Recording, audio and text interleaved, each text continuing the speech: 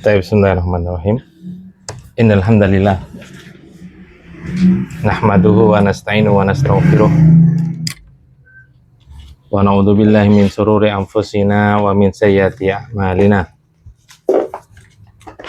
May yahdihillahu fala mudilla lahu wa may yudlil fala hadiyalah. Asyhadu an la ilaha illallah wahdahu la syarikalah wa asyhadu anna Muhammadan abduhu wa rasuluhu la nabiyya ba'dah. Allahumma shalli wa sallim ala abdika wa rasulika nabiyina Muhammadin wa ala alihi wa sahbihi wa man wala, amma ba'd. Taib ayyul ikhwa azanillah wa iyyakum. Kita lanjutkan ajaran kita tentang pembahasan kitab salah satu usulil syarahnya Syarhu salah satu usul, penjelasan dari 3 landasan utama. Pada pertemuan sebelumnya kita masih melanjutkan pembahasan tentang 4 perkara yang wajib dilakukan oleh seorang muslim. Itu yang pertama al-ilmu, berilmu.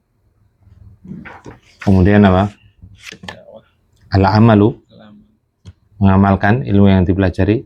Yang ketiga ad-da'watu ilaih, mendakwakan ilmu yang sudah dipelajari. Ar-rabi'ah, yang keempat adalah as-sabru, bersabar. Di antaranya as-sabru alal ada, bersabar terhadap gangguan tatkala menuntut ilmu, ketika beramal dan ketika berdakwah. Sabar pada 3 perkara. Kemudian yang selanjutnya, kata Syekh Al-Utsaimin rahimahullah ta'ala, lanjutan penjelasan kemarin tentang masalah sabar. Kata beliau, fi hadza isyaratun. Enggak salah ya. Bahas tentang ini surat Al-Asr ya. Yaitu tentang dalil. Dalil tentang 4 tingkatan tadi, atau 4 perkara yang wajib diamalkan oleh seorang muslim. Itu firman Allah Subhanahu wa taala, dalilnya adalah firman Allah Subhanahu wa taala dalam surat Al-Asr. Bismillahirrahmanirrahim. Wal asri, demi masa, innal insana lafi khusr, sesungguhnya manusia itu benar-benar dalam kerugian. Ini ada taukid inna, sesungguhnya. Kemudian khobar inna terdapat taukid lam taukid, sehingga kita artikan sesungguhnya manusia itu benar-benar dalam kerugian. Ini semuanya hukum asal apa? Kita itu rugi. Kemudian Allah mengecualikan illal ladzina amanu, kecuali orang-orang beriman. Ini dalilnya. Loh, kenapa kok ditarik kesimpulan al ilmu, perkara yang wajib dilakukan oleh seorang muslim adalah berilmu yang nomor 1. Tapi dalilnya iman di sini disebutkan. Para ulama menjelaskan bahwasanya apa?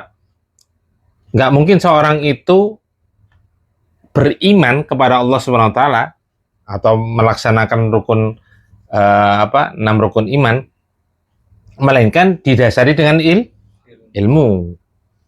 Makanya dijadikan dalil, harus berilmu terlebih dahulu, nggak mungkin langsung beriman. Harus mengetahui terlebih dahulu. Kenapa harus beriman? Itu kan didasari dengan ilmu. Wa amilus shalihat, mengamalkan amalan soleh. Itu mengamalkan ilmu yang sudah dipelajari. Wa tawasaw bil haqq, dan saling berwasiat, saling nasihat-menasihatin di atas kebenaran. Itu berdakwah. Berdakwah ilallah. Wa tawasaw bis sabr, dan saling berwasiat, saling nasihat-menasihatin di atas kesabaran. Baik sabar dalam mempelajari agama, sabar ketika beriman, sabar ketika mengamalkan ilmu yang sudah dipelajari, dan sabar ketika mendakwahkan, menyebarkan, menyampaikan ilmu yang sudah dipelajari. Lah, ini 4 yang wajib dilakukan seorang muslim.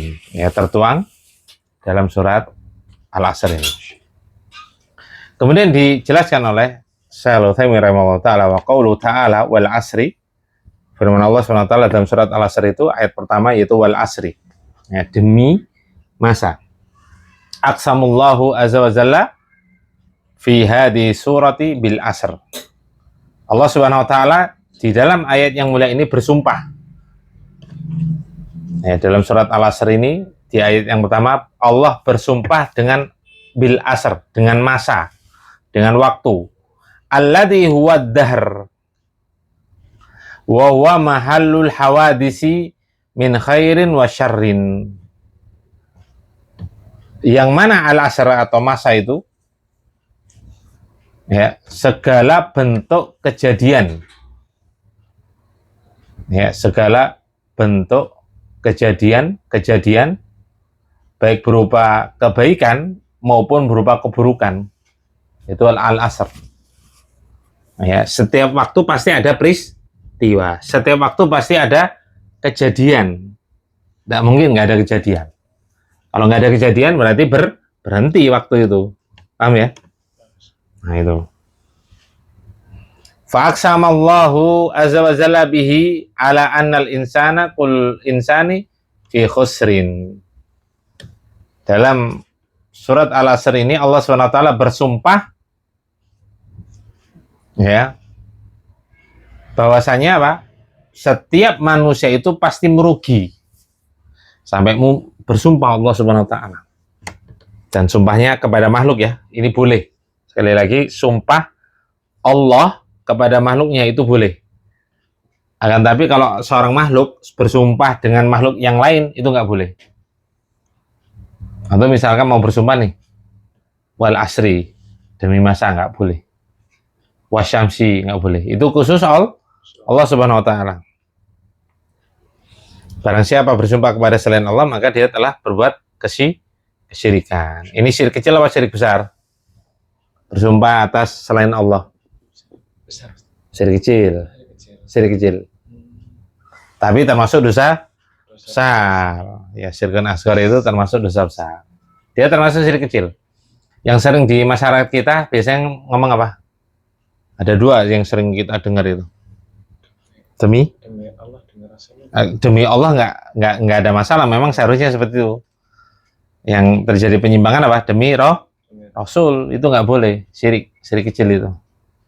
Karena apa? Nggak boleh manusia itu bersumpah dengan manusia yang lain atau bersumpah dengan makhluk yang lain. Itu nggak boleh. Yang sering juga apa? Demi Al-Quran. Nggak boleh. Kecuali bersumpah dengan Asmaul Husna itu boleh. Kalau sumpah-sumpah pocong itu gimana? Nggak ada dalam syariat. Yang ada itu mubahalah nanti. Tapi istilah pocong nggak ada harus dipocong gitu kan, itu nggak. Itu sebenarnya mirip mubahalah, tapi nggak harus dipocong. Jadi kedua-duanya itu mengklaim dialah yang benar. Nggak ada titik temu, ya harus mubahalah. Masing-masing pihak ngotot harus mubahalah. Saling melaknat mubahalah itu 7 keturunan. Ya kan? Bahaya apa enggak? Bahaya. Kalau itu pun ini keluarganya juga harus ikut. Kan dilaknat juga. Makanya tidaklah melakukan mubahalah kecuali betul-betul dalam keadaan terdesak, terpaksa. Dalam rangka apa? Kalau bisa kalau urusan pribadi jangan. Dalam rangka apa? Menegakkan agama Allah. Membela agama Allah. Nabi SAW pernah mubahalah dengan orang Yahudi. Tapi kalau masalah pribadi, kalau bisa jangan mubahalah. Tapi dalam rangka apa? Membela agama Islam boleh. Ya, bukan pocong. Jadi nggak harus pocong. Nggak dipocong dalam prakteknya, nggak dipocong. Ya. Ini sekali lagi, kalau Allah bersumpah dengan makhluknya boleh, kan terserah Allah kan. Para ulama menyebutkan, kenapa dalam Al-Quran itu, terutama pada awal ayat, itu Allah bersumpah dengan makhluknya, itu menunjukkan apa? Kebesaran makhluk itu. Ada sesuatu yang akan dibahas setelahnya. Wasyamsi, wadduha. Nah, itu. Berarti ada sesuatu yang akan dibahas, sesuatu yang besar. Di sisi Allah SWT. Jadi, hukum asal adalah merugi. Illa manittasafa biha di sifati al-arba'i. Kecuali orang yang memiliki sifat yang memiliki 4 sifat ini. Kecuali orang yang memiliki 4 sifat ini, yaitu al-imanu, atau melakukan 4 hal ini. Al-imanu yaitu beriman, wal amalu shalihu, mengamalkan amalan saleh, wat tawasi bil haq, saling berwasiat, saling nasihat-nasihatin dengan kebenaran, wat tawasi bis sabar, saling berwasiat, saling nasihat-nasihati dengan kesabaran. Melakukan 4 ini baru orang itu tidak merugi. Kalau enggak, kita rugi. Kita di dunia itu rugi. Kalau hidup kita hanya sekedar untuk mengejar dunia, rugi kita. Ya, kalau kita tidak pernah berzikir kepada Allah, rugi kita. Hidup kita sia-sia. Hidup kita hampa nanti. Waliyadzubillah. Qala Ibnu Qayyim rahimallahu taala, Syaikhul Utsaimin menukil penjelasan dari Imam Ibnu Qayyim, semoga Allah merahmatinya. Jihadun nafsi arba'u maratib. Jihad melawan jiwa, hawa nafsu atau jiwa yang selalu memerintahkan yang buruk, itu ada 4 tingkatan.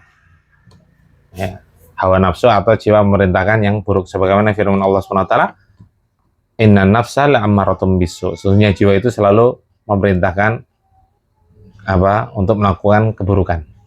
Ada 4 perkara atau 4 tingkatan. Ihdaha, yang pertama yaitu an yujahidaha ala ta'allumil huda wa dinil haqqil ladzi la falaha laha wa la sa'adata fi ma'asyiha wa ma'adiha illa bihi. Yaitu berjihad, ya, jihad jihad itu sungguh-sungguh, ya. Maknanya jihad itu bersungguh-sungguh. Ya. Bersungguh-sungguh melawan apa? Hawa nafsu, melawan jiwanya. Mengekang jiwanya. Untuk apa? Untuk mencari petunjuk. Ya, untuk mempelajari petunjuk, untuk mempelajari agama yang benar. Yang tidak ada kemenangan, yang tidak ada falah itu kemenangan, kejayaan. Tidak ada kemenangan, tidak ada kejayaan, wala sa'adata, tidak ada kebahagiaan, fi ma'asyiha, hidup di dunia ini, wa ma'adiyah, dan juga tidak ada kebahagiaan di akhirat kelak, illa bihi, kecuali dengannya. Kecuali meraih dengan hal itu.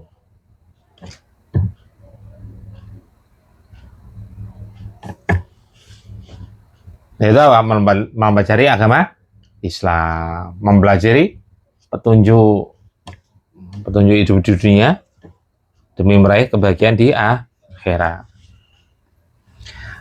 Kemudian asania, tingkatan yang kedua atau perkara yang kedua, an yujahidaha alal amali bihi ba'da ilmihi. Itu bersungguh-sungguh menahan jiwanya, ya, atau memerintahkan jiwanya untuk melakukan amal soleh setelah berilmu, setelah mempelajari agama. Yang pertama tadi apa? Bersungguh-sungguh untuk mempelajari agama Islam. Yang kedua, bersungguh-sungguh untuk mengamalkan, ya, ilmu yang sudah kita pelajari. Asalitsa, yang ketiga, an yujahidaha ala da'wati ilaihi wa ta'limihi man la ya'lamuhu, man lam ya'lamahu. La ya'lamuhu. Yaitu bersungguh-sungguh untuk berdakwah, menyebarkan ilmu yang sudah kita pelajari. Wa ta'limihi, juga bersungguh-sungguh untuk mengajarkan, menyebarkan ilmu. Man la ya'lamuhu, mengajarkan ilmu kepada orang yang tidak mengetahuinya, kepada orang yang bodoh, kepada orang yang jahil, atau pada orang yang belum mengetahui ilmunya. Ar-rabi'ah, yang keempat, an yujahidaha ala sabri ala masyakid da'wati ilallahi. Bersungguh-sungguh menahan jiwanya, ya, atau memerintahkan jiwanya untuk bersabar terhadap kesulitan dalam berdakwah, kesulitan dalam berdakwah kepada Allah. Wa adal khalqi, bersabar, ya, terhadap gangguan manusia, gangguan makhluknya, makhluk Allah Subhanahu wa taala. Wa yatahammalu dzalika kullahu lillahi ta'ala. Dan hendaknya ikhlas karena Allah Subhanahu wa taala. Kalau nggak ikhlas percuma, sia-sia nanti. Allah tidak akan menerima amalan hamba seorang. Tidak menerima apa? Amalan seorang hamba. Harus ikhlas. Fa idza istakmala hadhil maratibul arba'u, apabila telah sempurna tingkatan 4 ini, sara minar rabbaniyin, maka dia termasuk orang-orang yang rabbani. Orang-orang rabbani. Rabbani itu hamba Allah. Betul-betul hamba Allah yang sejati. Itu rabbani. Fallahu azza wa jalla aqsama fi hadhihi surati bil asr. Dan Allah Subhanahu wa taala, ya, atau kemudian Allah Subhanahu wa taala bersumpah dengan surat pada surat ini, yaitu Al-Asr, bersumpah dengan Al-Asr, masa atau waktu. Ala anna kulla insanin fahuwa fi khibatin wa khusrin mahma kathura maluhu wa waladuhu. Nah, bersumpah di dalam ayat yang mulia ini dengan Al-Asr, bahwasanya setiap manusia itu berada dalam kebangkrutan. Wa khusrin atau khosrin, berada dalam kerugian. Jadi selalu bangkrut dan bisa bangkrut dan rugi manusia. Itu hukum asal semua manusia. Mahma kathura maluhu wa waladuhu. Meskipun hartanya banyak, anaknya banyak. Ya, dia kaya raya misalkan. Tapi kalau tidak melakukan 4 perkara ini, dia rugi, hidup dunia rugi. Ya, dia bangkrut. Loh, punya duit kok bangkrut? Iya, maksudnya bangkrut dalam urusan agamanya, dalam urusan akhiratnya dia bangkrut, hidup di dunia ini bangkrut, rugi dia. Ya, meskipun dia kaya raya, banyak anak.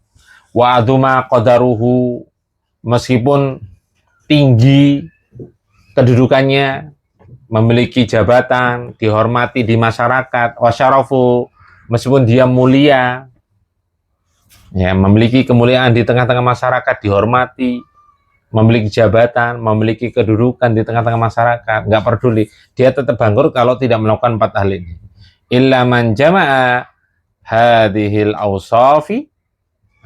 awsafa al-arba'ata, kecuali orang yang melakukan 4 perkara tadi. Berilmu, mengamalkan ilmu, berdakwah, dan sabar. Sabar dalam 3 perkara tadi. Ahaduha, yang pertama, al-imanu, yaitu beriman. Wa yasmalu kullama yuqarribu ilallahi ta'ala min i'tiqadin sahihin wa ilmin nafi'in, yaitu beriman. Beriman ini mencakup segala sesuatu yang dapat mendekatkan diri kepada Allah. Ya, iman ini mencakup segala sesuatu yang mendekatkan diri kepada Allah berupa i'tiqadin sahihin, akidah yang benar, keyakinan yang benar, wa ilmin nafi'in, dan ilmu yang bermanfaat.